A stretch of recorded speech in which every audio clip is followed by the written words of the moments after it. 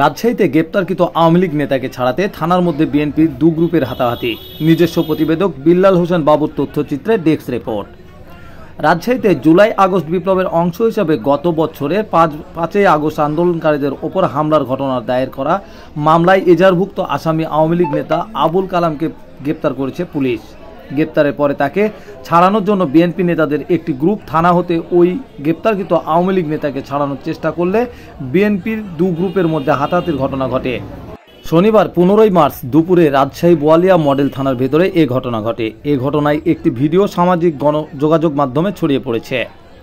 গ্রেপ্তারকৃত আওয়ামী লীগ নেতা আবুল কালাম গত বছরের 5ই আগস্ট আন্দোলনকারীদের ওপর হামলার ঘটনার দায়ের করা একটি মামলার 65 নম্বর আসামি ছিলেন। একসময় তিনি পবা উপজেলার পরিলা ইউনিয়ন বিএনপির রাজনীতির সাথে জড়িত ছিলেন। তবে আওয়ামী লীগ ক্ষমতায় আসার পর তিনি দল পরিবর্তন করে রাজশাহী ট্রাক কাভার ভ্যান মালিক সমিতি এবং সার ডিলার সমিতির সভাপতিত্ব দায়িত্ব নেন। কৃষক দলের নেতা আলামিন সরকার টিটু অভিযোগ করেন, আবুল কালাম আওয়ামী লীগ সরকারের দোসর। তা জানা সত্ত্বেও বিএনপির কিছু নামধারী নেতা তাকে ছাড়াতে থানায় গিয়েছিলেন, যা অত্যন্ত দুঃখজনক। তিনি আরও বলেন, আমরা যখন প্রতিবাদ করি তখন থানার ভেতরে ওসি সহ উপস্থিত সবার সামনে আবুল কালাম আমাকে লাথি মারেন। এছাড়া বিএনপির কিছু নেতাকর্মী আমাদের লাঞ্ছিত করে। বিএনপির নেতা জিল্লুর রহমান, যিনি রাজশাহী শাহমুকদম থানা বিএনপির সাবেক আহ্বায়ক, তিনি জানান, আবুল কালাম বিএনপির রাজনীতির সঙ্গেই ছিলেন।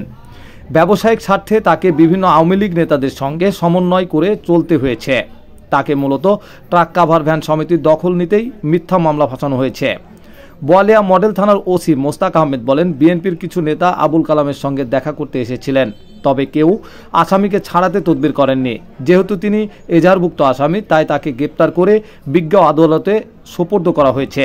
তিনি বলেন, আবুল কালামের গ্রেপ্তারের পর বিএনপি ও সহযোগী সংগঠনের প্রায় 50 জন নেতাকর্মী থানার সামনে জড়ো হন। এক পর্যায়ে তারা নিজেদের মধ্যে বিতর্কে জড়িয়ে পড়েন এবং হাতাহাতির ঘটনা ঘটে। পরে পুলিশ পরিস্থিতি নিয়ন্ত্রণ করে তাদের থানা থেকে বের করে দেয়।